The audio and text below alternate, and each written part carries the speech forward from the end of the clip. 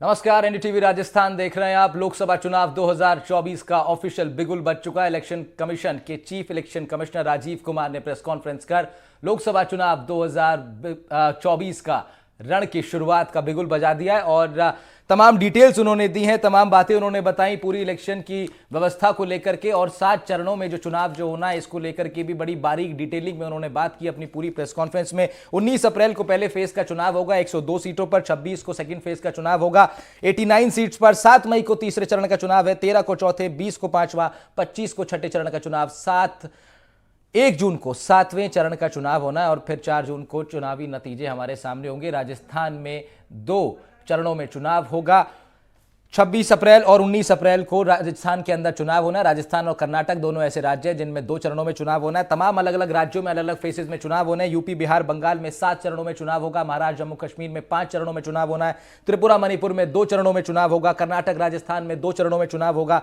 Orissa, MP, Jharkhand में 4 चरणों में। तो बड़ा डिटेलिंग के साथ, बड़ी बारीकी के साथ पूरी चुनावी व्यवस्था को गठित किया गया। 4 जून को परिणाम आएंगे। पिछली बार 30 मई को प्रधानमंत्री ने शपथ ली थी। इस बार समय थोड़ा आगे बढ़ा है, लेकिन क्या कुछ खास अब इस पूरी प्रेस कॉन्फ्रेंस में रहा, क्या बड़ी हाईलाइट्स है, हमारी वरिष्ठ सहयोगी हर्षा कुमारी सिंह हमारे साथ जुड़ रही है। हर्षा जी, ये चुनावी आगाज हो गया, ऑफिशियल आगाज हो गया हर्षा मैम, और अब जो है क्या कुछ बड़ी हाइलाइट्स मैं आपसे समझना चाह रहा हूं इस प्रेस कॉन्फ्रेंस में। आपको लग रहा है कौन कौन सी वो बड़ी बातें थी जो आने वाले 1-1.5 महीने का पूरा जो वक्त है, चुनावी जो वक्त है, उसके एक एक एस्पेक्ट को डिसाइड कर रहा है?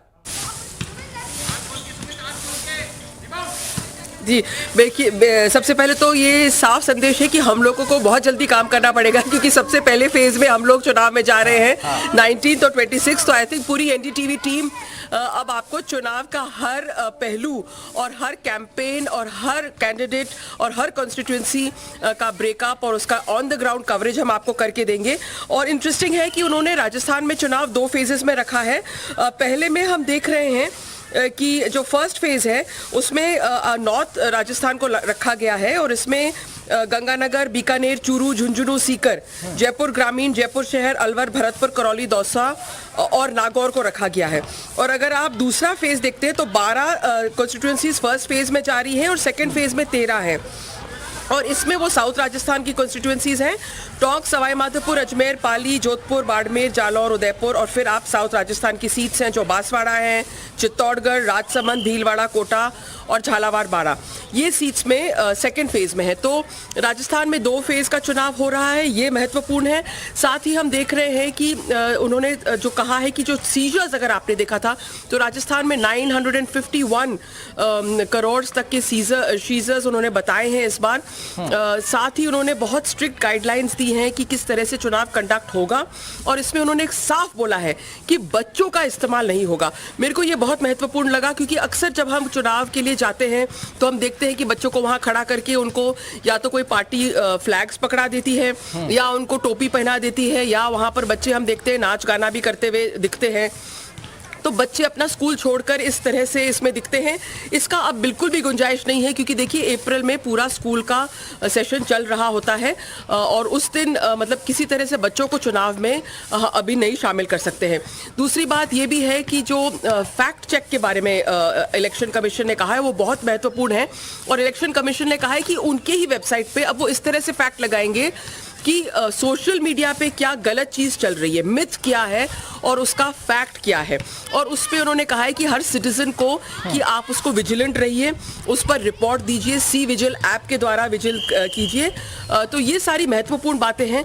बाकी तो हम जानते ही हैं, हम चुनावों का विश्लेषण और सीटों का विश्लेषण करते आए हैं, लेकिन इलेक्शन कमीशन के जो प्रेस कॉन्फ्रेंस थे उससे बड़े सख्त निर्देश और एकदम पारदर्शिता से जो उन्होंने बातें कही हैं वो काफी महत्वपूर्ण, ट्रांसपेरेंट रखने की काफी कोशिश उसमें नजर आती है उनके उस पूरे वक्तव्य में। जब चीफ इलेक्शन कमिश्नर बात कर रहे थे हर्षा मैम, तो ये ट्रांसपेरेंसी बड़ी उनकी बातों में नजर आती है और ये भी नजर आता है कि कोशिश है पूरी ईसीआई टीम की कि पूरा जो चुनाव है उसका जो इमेज है ना सिर्फ देशवासियों के अंदर बल्कि विश्व पटल पर भी ये जाना चाहिए कि ये चुनाव निष्पक्षता के साथ कराया गया है। और क्योंकि उसके लिए उन्होंने बताया कि कितनी तैयारी उनकी टीम के द्वारा की गई है और लगातार अपनी लेगेसी भी उन्होंने उसका जिक्र किया, कितने चुनाव इलेक्शन कमीशन ऑफ इंडिया ने करवाए हैं।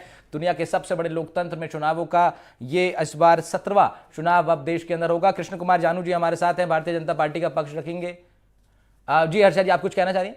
राहुल, एक और चीज मैं कहना चाहूंगी। हाँ, मैं कहना चाह रही हूँ कि राजस्थान में आप देखिए, क्योंकि गर्मी बहुत हो जाती है मई में, इसलिए कहीं ना कहीं सोच समझ के जो चुनाव हैं वो अप्रैल में भी रखे गए हैं, तो वो भी राजस्थान के लोग वो राहत की सांस ले सकते हैं कि गर्मी चरम पर हो उसके पहले यहाँ पर मतदान खत्म हो जाएगा। बिल्कुल। और मैम, इसका जिक्र भी उन्होंने किया अपनी प्रेस कॉन्फ्रेंस में, उन्होंने इस बात का बखूबी जिक्र किया कि क्योंकि ज्योग्राफिकली इंडिया बहुत डाइवर्स है और अलग अलग क्षेत्रों का जो टेम्परेचर है वो अलग रहता है, वहां की डिमांड अलग है, वहां पर जो इलेक्शन कमीशन की टीम को जो सप्लाई देनी है उसका तरीका अलग हो सकता है, तो इसका खास ख्याल रखा गया कि देश के अलग अलग हिस्सों में जो चुनाव है वो सरलता से कैसे हो सकता है, तो उसमें इन तमाम चीजों का ख्याल रखा गया, जिस तरह से हर्षा जी बता रही थी। कृष्ण कुमार जानू जी, भारतीय जनता पार्टी की ओर से क्या रिएक्शन है आपका पहला इस पूरे चुनावी ऑफिशियल आगाज पर? चुनाव को इलेक्शन कमीशन ने ना केवल सरकार चुनने का जरिया बताया है, बल्कि भारत ने चुनाव आयोग ने चुनाव को पर्व की परिभाषा दी है और उन्होंने ये साफ शब्दों में कहा है कि उन्हें 400 से अधिक चुनाव कराने का अनुभव है। इसलिए जिस प्रकार का अनुभवी चुनाव आयोग का तंत्र है वो निश्चित रूप से भारत के इस आम चुनाव को भी बहुत अच्छे से और नए अनुभव के साथ पुरातन व्यवस्था और आधुनिकता का समन्वय करते हुए आगे बढ़ाएगा।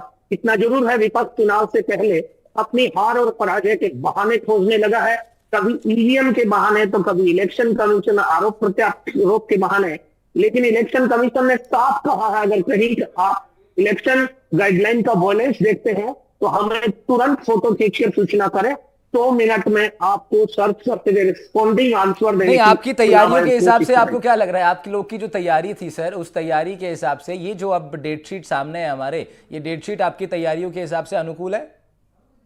देखिए, आप भारतीय जनता पार्टी के बारे में को भूलिएगा मत। 24 hour we set in election mode, हम 24 घंटे चुनाव के लिए तैयार रहते हैं। हाँ। और हमारी तैयारियों के लिए जो तैयारी का समय दिया गया है, ये साधुवाद की बात है कि 7 चरणों में हुआ है, इसलिए हमारे स्टार प्रचारकों को विश्वविद्यालय राम जी हमारे साथ हैं पॉलिटिकल एनालिस्ट के नाते से। सर, ये चुनाव में ये एक बात तो ये उन्होंने कही खुद कि भारतीय जनता पार्टी हमेशा 24/7 पॉलिटिकल मोड में रहती है, इलेक्शन मोड में रहती है, तो इलेक्शन मोड में उनका रहना, और दूसरी तरफ जो मुख्य विपक्षी दल हैं, क्या उनके लिए भी हम ये बात उतनी मजबूती से कह सकते हैं, क्या उतने दावे उसमें दम होगा उस दावे में कि विपक्ष भी इलेक्शन मोड में है? आपको लगता है मौजूदा स्थिति में अब दोनों जो पक्ष हैं वो कुछ टक्कर की लड़ाई में है? एटलीस्ट तैयारियां अपने टक्कर की कर रहे हैं। की बात जो कही है वो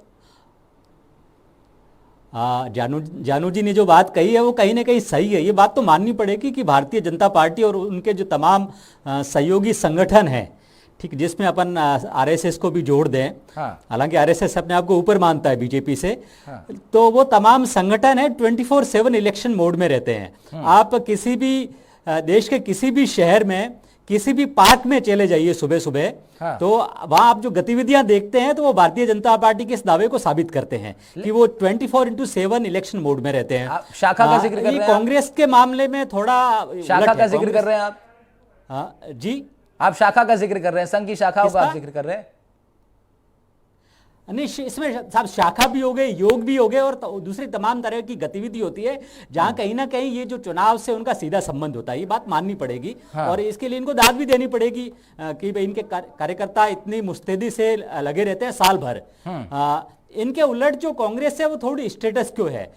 स्टेटस क्यो ऐसे है कि वो फूंक फूंक के कदम रखते हैं, इंतजार करते हैं, और शादी जैसे वरिष्ठ पत्रकार, इन सबको पता होगा कि कांग्रेस पार्टी के जो फैसले लिए जाते हैं वो भी मध्य रात्रि के बाद में लिए जाते हैं।